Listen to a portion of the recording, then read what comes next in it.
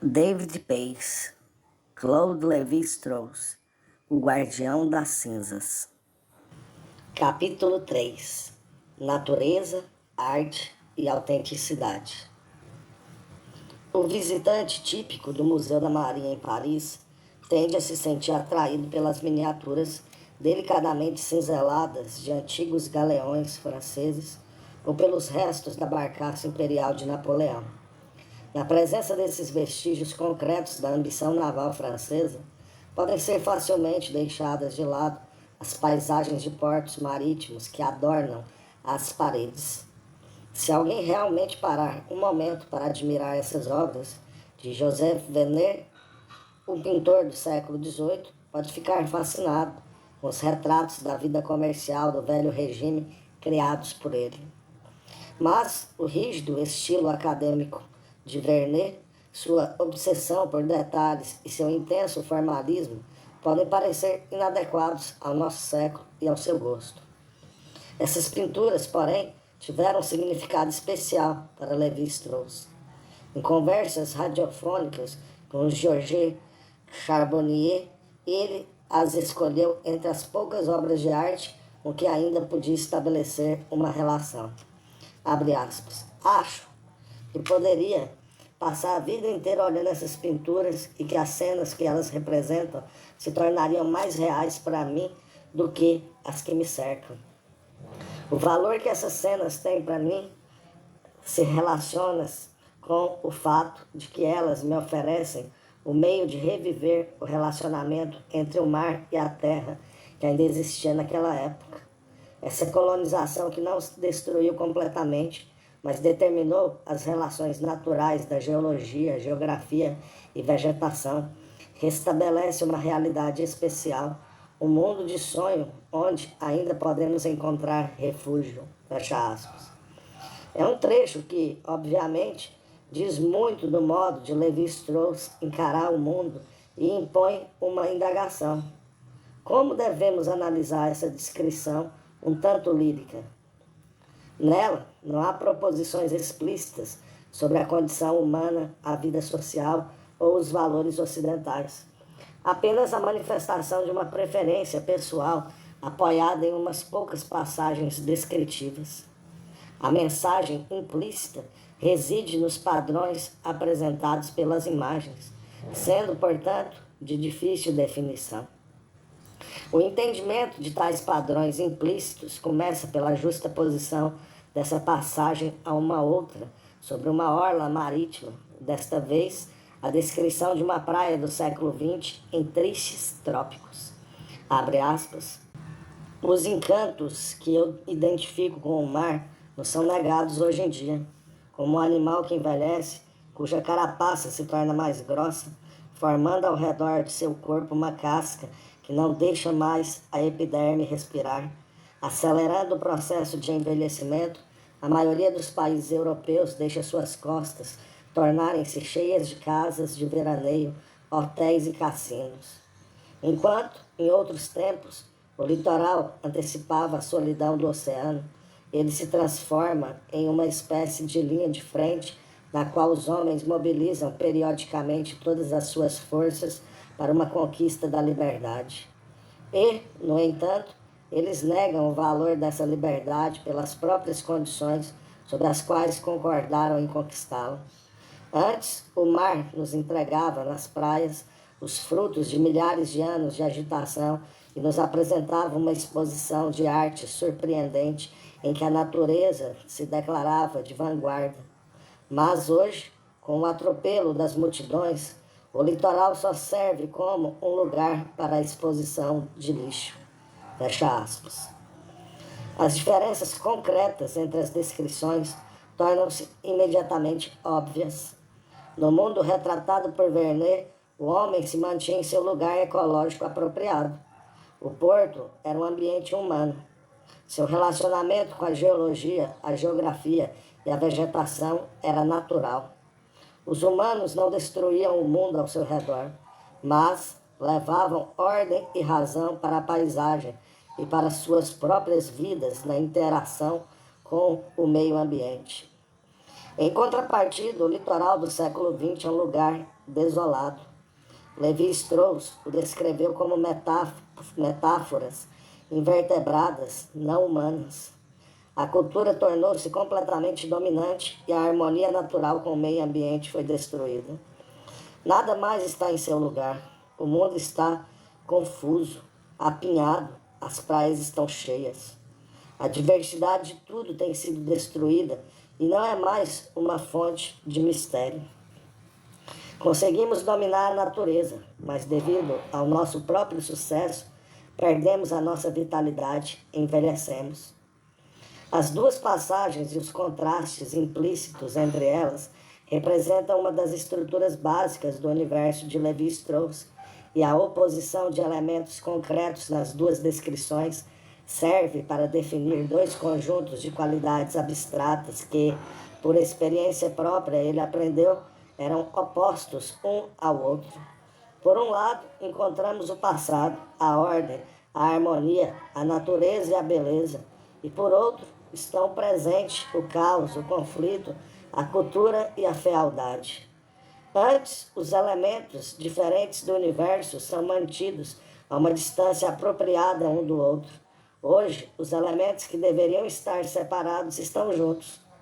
Sob determinado prisma, essa organização estrutural é outra manifestação da configuração psicológica revelada no capítulo anterior. Encontramos, mais uma vez, imagens de ajuntamento e sufocação, e ainda Levi-Strauss rejeitando seu ambiente próximo e procurando valor em um mundo distante, visto como a negação do aqui e agora. Deixemos, no entanto, o plano psicológico para investigar a estrutura cognitiva revelada em passagens desse tipo. Como podemos nos perguntar o padrão revelado no contraste entre os dois litorais está relacionado com a visão mais ampla que Levi-Strauss tem do mundo? Para responder a tal pergunta, devemos procurar transformações de seu padrão original em que elementos concretos e diferentes se apresentam em oposição para exprimir quase a mesma percepção do mundo. Tristes Trópicos é um livro de paisagens e fornece muitas descrições concretas desse tipo, em que um contraste de dois ambientes naturais é usado para transmitir o conceito de Levi-Strauss da condição humana. Quase todas as descrições podem ser identificadas com uma das 4 categorias abaixo. Primeiro, região inculta do interior da América do Sul. Segundo, as áreas quase civilizadas da América do Norte e da América do Sul. Terceiro, o subcontinente superlotado da Índia. E quarto, as terras cultivadas tradicionais da Europa. Por meio de descrições desses 4 ambientes, Levi-Strauss criou uma rede de oposições que lhe permitiu expressar diferenças de fato e valor. O mais surpreendente dos 4 ambientes de Levi-Strauss é o do interior da América do Sul. Aqui, a natureza era inculta e intocada. Abre aspas, uma paisagem virgem e majestosa que parecia ter preservado intacta a imagem da era carbonífera por milhões de séculos. Fecha aspas. Levi-Strauss sonhara com um ambiente assim exótico em seus tempos de estudante em Paris, mas quando realmente se encontrou completamente imerso no interior, achou impossível relacionar-se com seu meio.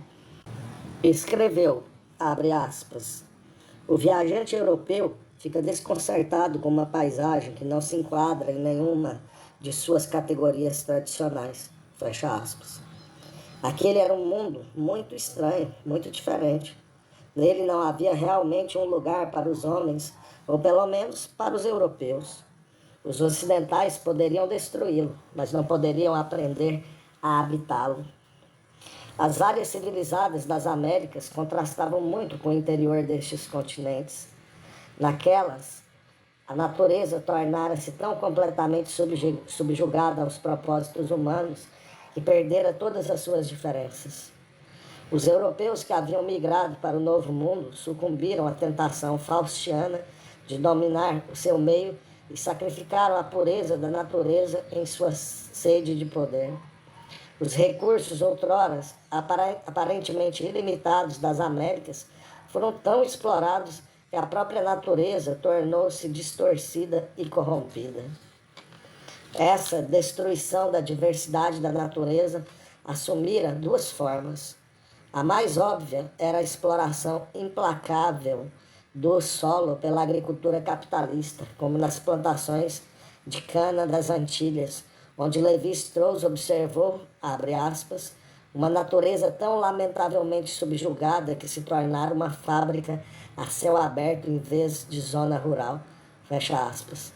A outra forma de exploração era visível nas áreas em que o homem fizera mau uso do meio ambiente durante alguns anos e depois de entregar às ervas daninhas e à erosão.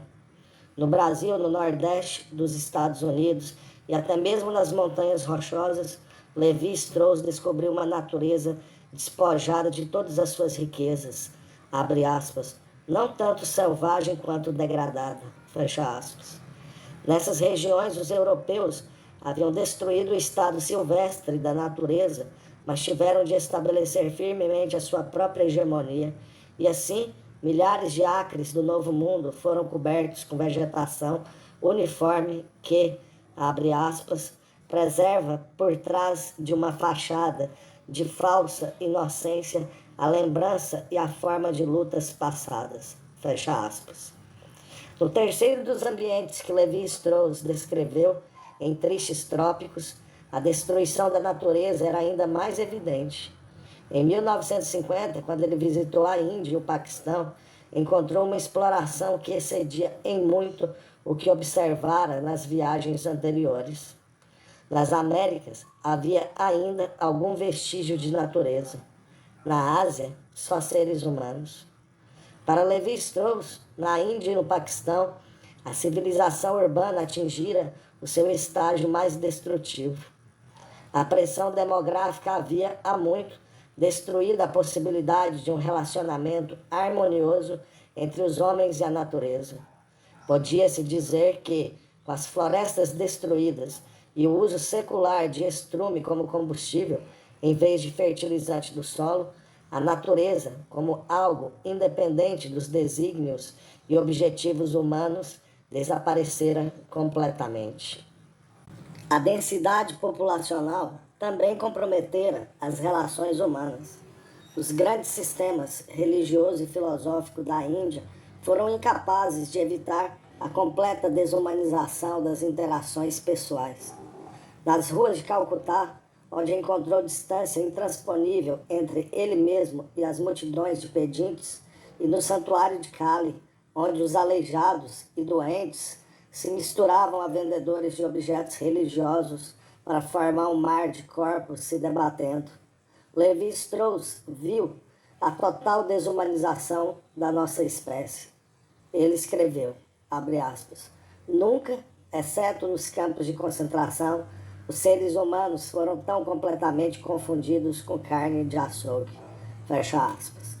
Nesse mundo superpovoado, até mesmo a natureza biológica dos seres humanos era negada pela cultura, com as funções orgânicas sendo o máximo possível limitadas.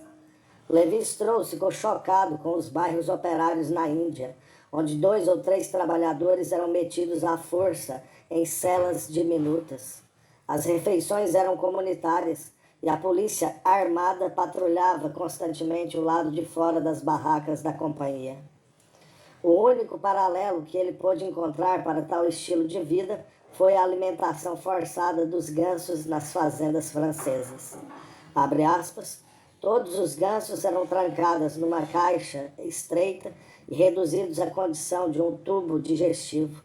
Aqui era exatamente a mesma coisa, com a dupla diferença de que, no lugar dos gansos, eu estava olhando para seres humanos e que, em vez de engordá-los, a preocupação era torná-los magros. Em ambos os casos, porém, o Criador reconhecia em suas funções apenas uma atividade, desejável no primeiro caso, inevitável no segundo. Aquelas celas escuras e mal ventiladas não lhes permitiam descansar, sentir prazer ou amar. não mais do que canos na borda de um esgoto comunitário, eles provinham de um conceito da vida humana que os reduzia apenas ao exercício da função excretora. Fecha aspas. Portanto, para Levi-Strauss, a Ásia não era uma terra de mistérios e ainda exibia as mesmas tendências destrutivas do Ocidente. Escreveu: eu vi prefigurada diante dos meus olhos uma Ásia de cidades, de trabalhadores e apartamentos baratos que será a Ásia de amanhã e repudiará todo o exotismo. Fecha aspas, escreveu em Tristes Trópicos. Ironicamente, foi na própria França que Lévi-Strauss descobriu o ambiente humano ideal. As seculares terras cultivadas da Europa ofereceram-lhe o modelo ideal do relacionamento correto do homem com a natureza. Nessas áreas, e em algumas partes da América Central e do Sul que foram colonizadas há séculos, houve um acordo entre a natureza e a cultura que permitiu aos humanos viverem em harmonia com o seu meio ambiente e uns com os outros. Aqui não encontramos o caos da natureza pura ou da exploração irracional. Em vez disso, há uma ordem profunda nascida de séculos de harmonia entre o homem e o solo. Abre aspas.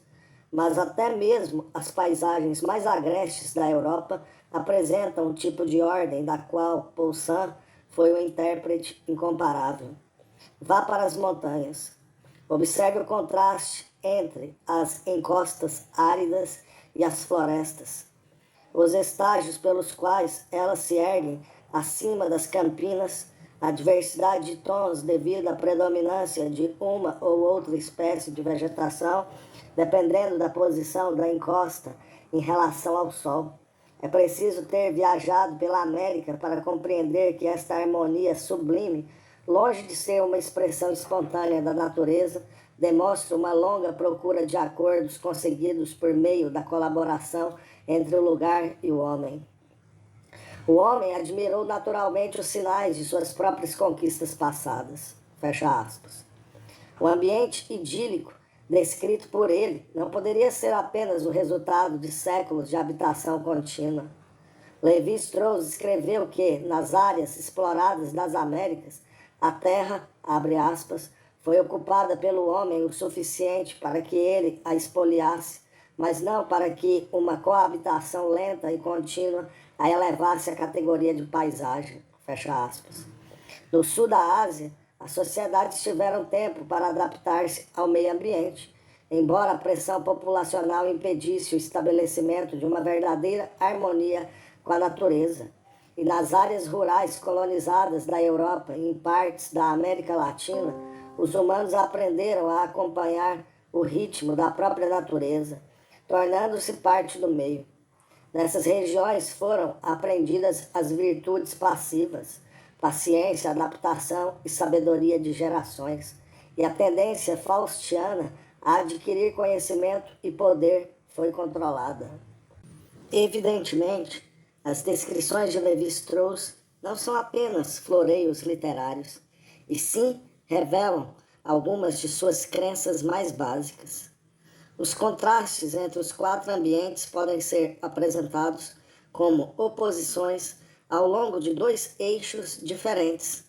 Ao longo do primeiro, os ambientes podem ser dispostos segundo sua proximidade da natureza pura ou cultura pura, de acordo com o diagrama apresentado na figura 1. Natureza pura no interior da América do Sul. Zona rural europeia tradicional, áreas colonizadas das Américas. E subcontinente da Índia, cultura pura. Fim da figura 1. Nesse diagrama, o interior da América do Sul representa o domínio total do ambiente sobre a natureza, enquanto o subcontinente da Índia está no polo oposto. Nenhum deles é adequado para uma vida humana significativa, já que ela existe na interseção da natureza com a cultura. É um contraste que se repete em escala menor na oposição entre a zona rural europeia tradicional e as partes mais recentes colonizadas das Américas. interior da América do Sul, sul da Ásia, zona rural europeia tradicional, áreas colonizadas das Américas. Como o diagrama não é simétrico, o ambiente europeu ocupa a posição média e equidistante da natureza e da cultura e representa um compromisso viável entre as duas. O ambiente explorado é uma falsa mediação, porque as exigências da natureza foram ignoradas. Essa oposição se repete ao longo do segundo eixo da tipologia de Levi-Strauss, quando o interior desabitado da América do Sul e o subcontinente superpovoado da Índia se amontoam em um extremo, pois nenhum ambiente muda, pelo menos em uma escala humana de tempo. Tais ambientes não são lugares habitáveis porque não permitem aos homens mudar a sua situação. No lado oposto do espectro, situam-se as áreas exploradas das Américas, onde a mudança ocorreu tão rapidamente que tem sido imensamente destrutiva. E, mais uma vez, a zona rural europeia tradicional e partes da América Latina são mediações adequadas entre extremos indesejáveis. De acordo com esse modelo, o padrão estrutural reproduz e amplifica o contido na oposição das costas marítimas do século XVIII e XX. Em ambos, Levi-Strauss expressa sua crença de que é preciso uma mediação entre a natureza e a cultura e entre a estagnação e a mudança rápida e destrutiva. O conflito, o progresso rápido e todo o ideal faustiano de controle radical sobre a natureza são, nessas descrições, tratados negativamente e, em contraste, a uma imagem idealizada da sociedade europeia tradicional, isto é, vista em harmonia com a natureza. Muitos desses valores também são apresentados nas discussões de Levi-Strauss sobre arte, com os contrastes projetados mais explicitamente ao longo de um contínuo histórico, embora o padrão básico seja essencialmente o mesmo. Em suas conversas pelo rádio com Georges Charbonnier, por exemplo, Levi-Strauss usou o contraste entre a paisagem magnífica de Nicolas Poussin e as cenas simples pintadas pelos impressionistas para transmitir a sua percepção da transformação que ocorrera no relacionamento entre o homem e o meio entre os séculos 17 e 18. Como as pinturas de Vernet, as paisagens de Poussin levaram Levi-Strauss de volta a uma Europa idealizada, pastoril e pré-industrial, em que os artistas, abre aspas, interessavam-se apenas por paisagens nobres e grandiosas, com montanhas, árvores majestosas, etc. Fecha aspas. Em contrapartida, os pintores do século XIX, abre aspas, satisfaziam-se com muito menos: um campo, algumas cabanas, umas poucas árvores insignificantes, fecha aspas. Argumentava o antropólogo que os impressionistas e seus contemporâneos viviam em um mundo esteticamente empobrecido, se comparado ao dos séculos anteriores, o que refletiu em suas pinturas. Abre aspas.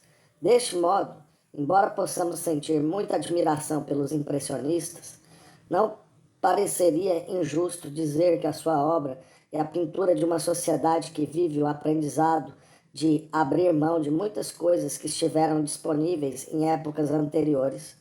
O enobrecimento da paisagem suburbana, sua elevação ao nível da representação pictórica, pode, talvez, ser explicado pelo fato de que esta paisagem sempre foi bonita, apesar de ninguém reconhecê-lo antes.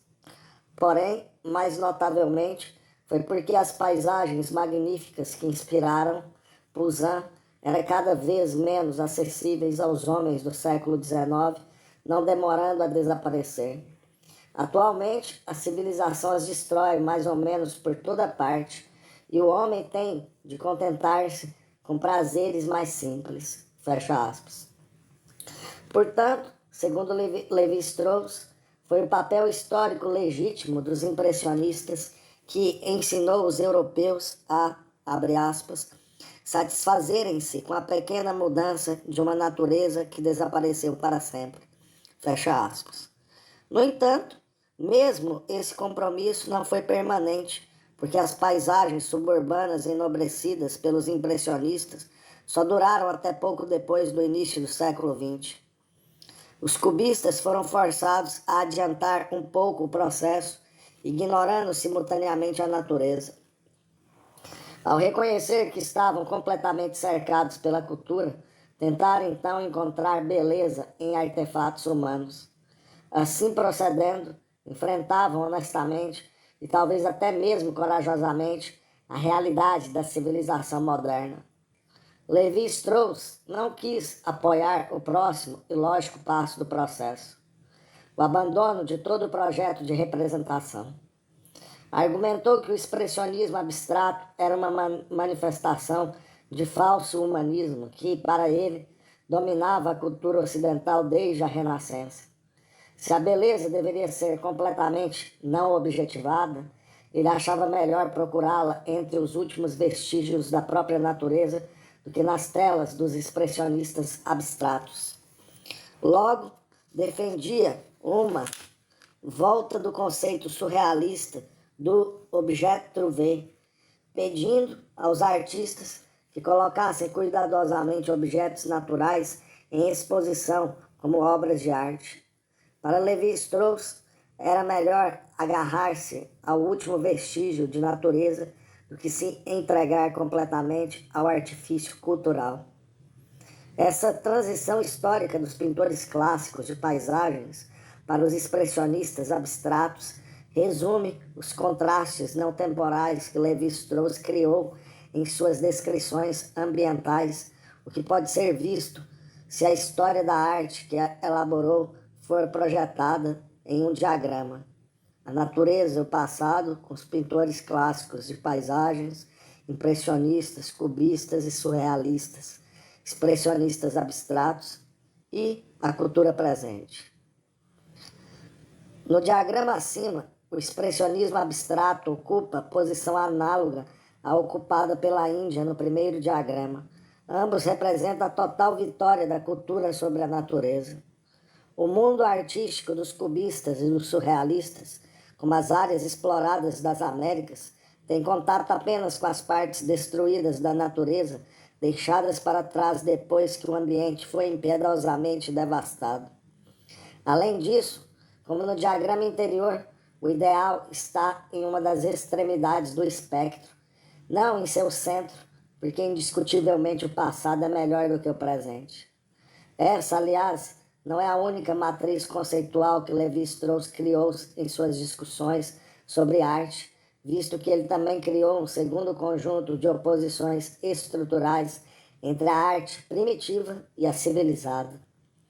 Destarte, toda a arte ocidental pós-renascença é considerada globalmente e oposta a todas as formas de arte não ocidentais. Levi-Strauss identificou 3 diferenças básicas entre a arte primitiva e a civilizada. Primeiramente, em civilizações urbanas, como as da Europa moderna, tem havido uma tendência a distinguir o artista do grupo social, diferença que não existe, segundo ele, nas sociedades primitivas. Nas sociedades civilizadas, apenas pequenos grupos de especialistas partilham a linguagem dos artistas e podem entender completamente suas representações simbólicas. Nas sociedades primitivas, a linguagem da arte é partilhada por todos. Em segundo lugar, Levi-Strauss argumentou que as civilizações urbanas tendem a criar uma arte mais representativa do que as culturas primitivas. Em sociedades como a nossa, tem havido uma tentativa de possuir o objeto de arte em vez de sugeri-lo. Para o primitivo, o objeto que será representado tem um significado que vai além de sua existência meramente física, sendo um nexo de forças mágicas, religiosas e sociais que o artista tenta expressar por meio de símbolos. Em contrapartida, o artista das sociedades civilizadas vem tentando sistematicamente desmistificar a arte, destruir o que Levi-Strauss chamou de a superabundância do objeto e transformar o objeto de arte em um artefato que uma pessoa pode possuir. Tais diferenças entre arte primitiva e arte civilizada estão intimamente relacionadas. Nas sociedades primitivas, a arte é um fenômeno coletivo e, por isso, o objeto assume os significados coletivos do grupo social. Contudo, com a individualização da produção e o consumo da arte, abre aspas, necessária e automaticamente, a função semântica da obra tende a desaparecer em favor de uma semelhança cada vez maior com o modelo que o artista tenta imitar em vez de representar. Fecha aspas. A arte deixa de ser linguagem social e torna-se um instrumento de propriedade individual. A terceira diferença que Levi-Strauss determinou entre arte primitiva e civilizada apoiou-se na tendência de a última desenvolver um formalismo consciente. Já que a arte primitiva é parcialmente coletiva e inconsciente, não há necessidade de artistas procurarem ativamente firmar-se numa tradição, embora em sociedades como a nossa, os artistas devam constantemente tentar estabelecer ligações com os grandes mestres. Portanto, para Levi-Strauss, o individualismo, o simbolismo e o formalismo foram os fatores-chave para distinguir a arte primitiva da civilizada, afirmando que a estrutura social das sociedades primitivas é avessa ao desenvolvimento daquelas tendências. Como tais sociedades, em geral, consistem de centenas ou milhares de indivíduos que são menos estratificadas economicamente do que as sociedades civilizadas, há menos probabilidades de separação entre o artista, os apreciadores de arte e a população em geral. As vidas dos indivíduos em uma sociedade desse tipo estão interligadas e é comum que eles partilhem um conjunto comum de símbolos artísticos. Esse não é, naturalmente, o caso em uma sociedade altamente civilizada, em que, para usar o próprio exemplo de Levi-Strauss, o empregado da Renault virtualmente nunca se mistura com artistas ou compositores. A arte nas sociedades primitivas baseia-se em uma rede completa de relacionamentos autênticos que não existem em complexas civilizações urbanas.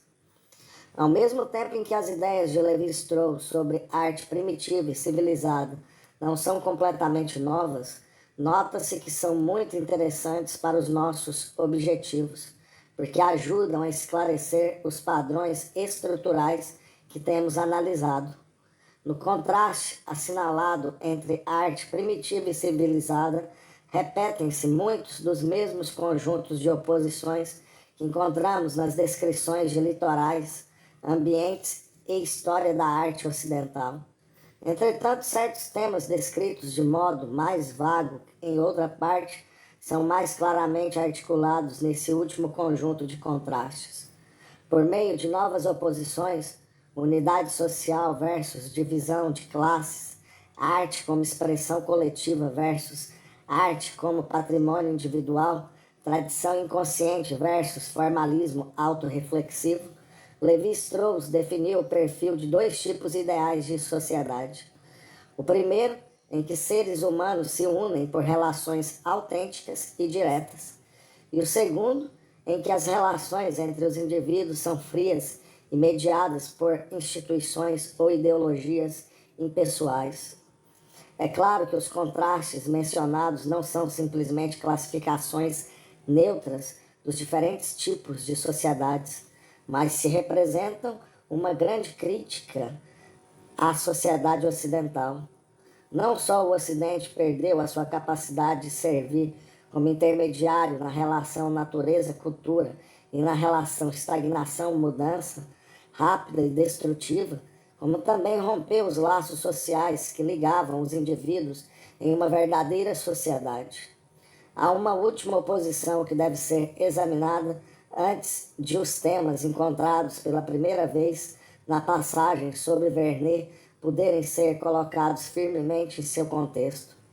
Levi-Strauss, em muitas ocasiões, dividiu as sociedades em dois tipos gerais: sociedades quentes, como a nossa, dedicadas a mudanças rápidas e inovação, e sociedades frias, que procuram permanecer estáticas.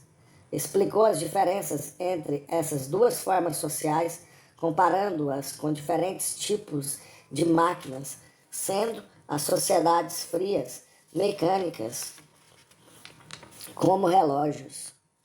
Elas começam com uma certa quantidade de energia e continuam a operar no mesmo nível até o desgaste provocado pela fricção e um novo ajustamento. As sociedades quentes, ao contrário, lembram máquinas a vapor ou termodinâmicas, podendo trabalhar muito mais do que as primeiras, apesar do rápido consumo de energia e da necessidade de constante realimentação. Assim, as sociedades quentes mudam com frequência e têm uma história claramente visível, enquanto as frias resistem a mudanças e tentam continuar a operar com a mesma energia, conservando seus padrões ao máximo. As sociedades quentes, como as máquinas termodinâmicas, retiram ainda sua energia de possíveis desajustes no interior do sistema. Empregam diferenças internas de status e riqueza na forma de escravidão, servidão ou distinção de classes para criar uma situação em que o trabalho máximo seja executado, enquanto as sociedades frias, por sua vez, adotam a estratégia oposta. Satisfeitas com níveis de energia relativamente baixos, elas procuram evitar a formação de diferenças internas. Tais sociedades, em grande número, tentam resolver consensualmente todos os problemas importantes e podem empregar combate ritual para exorcizar quaisquer divisões que apareçam na estrutura social.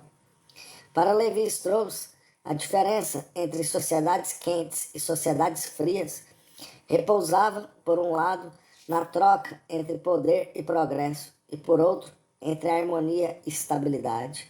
Abre aspas, os povos primitivos produziam pouca ordem por intermédio de sua cultura. Hoje nós os chamamos de povos subdesenvolvidos, embora produzam muito pouca entropia em suas sociedades.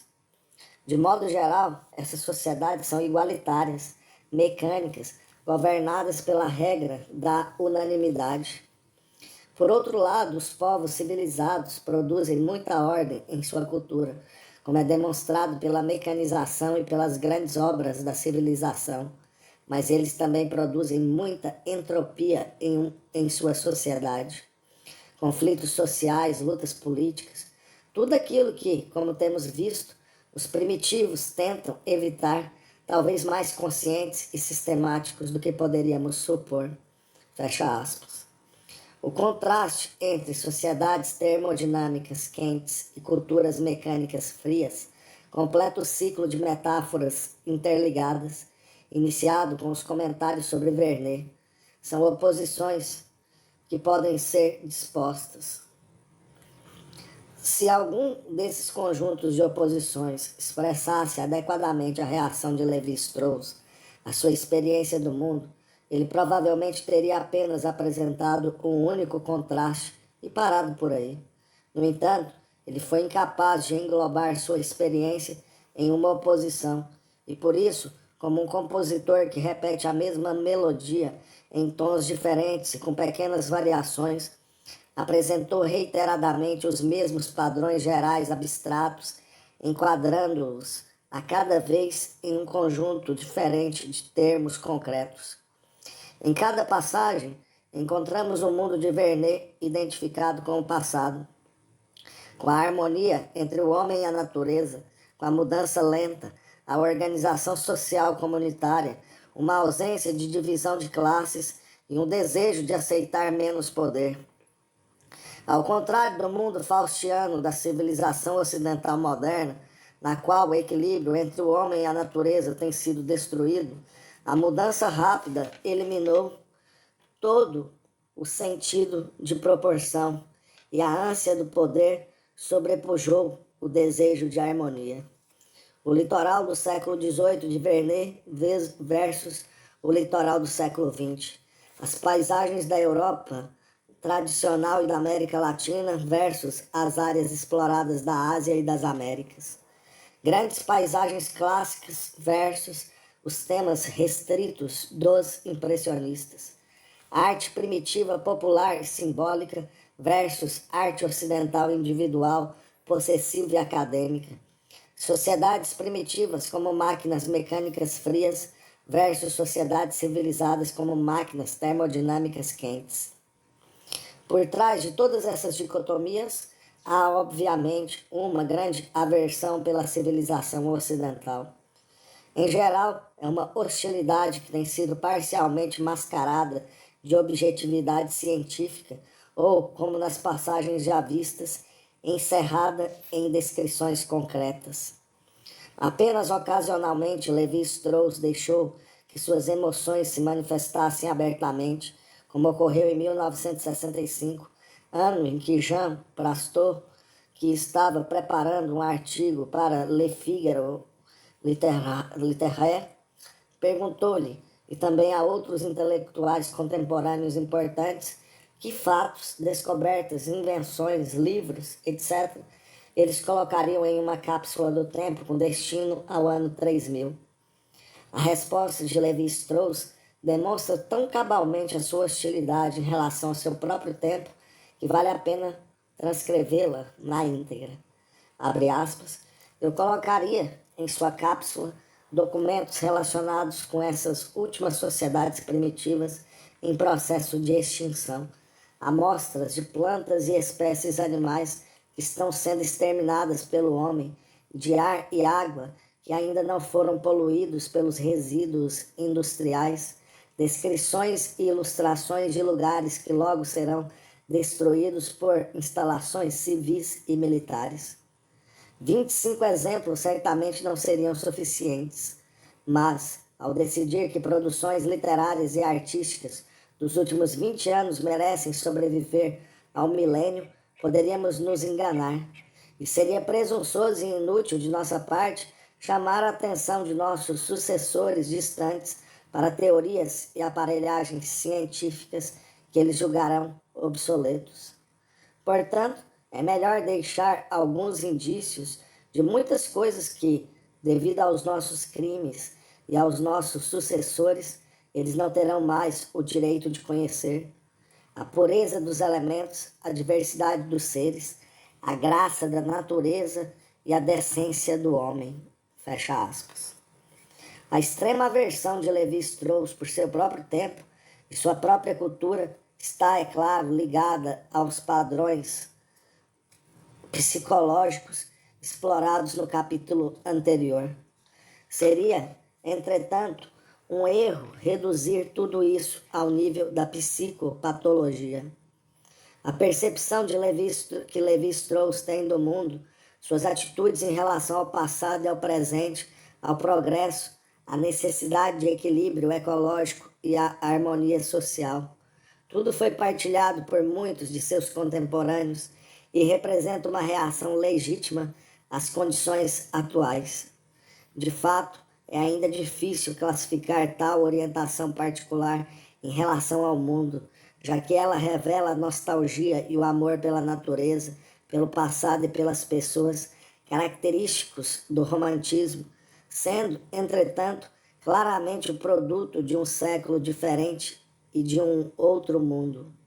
É uma orientação que, embora demonstre aversão à sociedade burguesa do marxismo, rejeita a ideia do progresso e parece relativamente despreocupada com a estrutura de classes ou com a justiça social.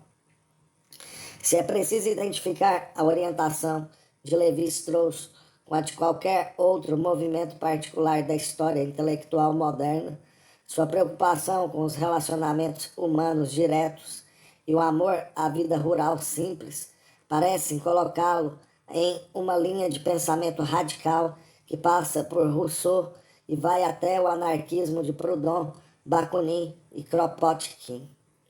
A afinidade oculta com os anarquistas ficou clara em uma das raras ocasiões em que Levi-Strauss expressou abertamente opiniões políticas. Abre aspas. Em resumo, disse ele a Georges Charbonnier, se um antropólogo se arvorasse de reformador, dizendo: é assim que a nossa experiência de milhares de sociedades pode ser útil a vocês, os homens de hoje, defenderia, sem dúvida, a descentralização em todas as áreas, de modo a permitir que o maior número de atividades sociais e econômicas pudesse ser executado no nível da autenticidade em que são formados grupos humanos que têm um conhecimento recíproco, real. Fecha aspas.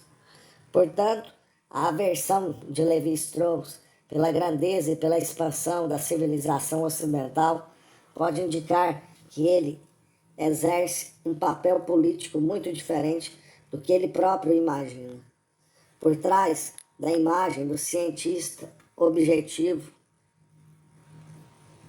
pode esconder-se um anarquista que perdeu toda a fé na revolução e tem nas tristes dissertações sobre paisagens e arte e sociedades quentes e frias sua única válvula de escape.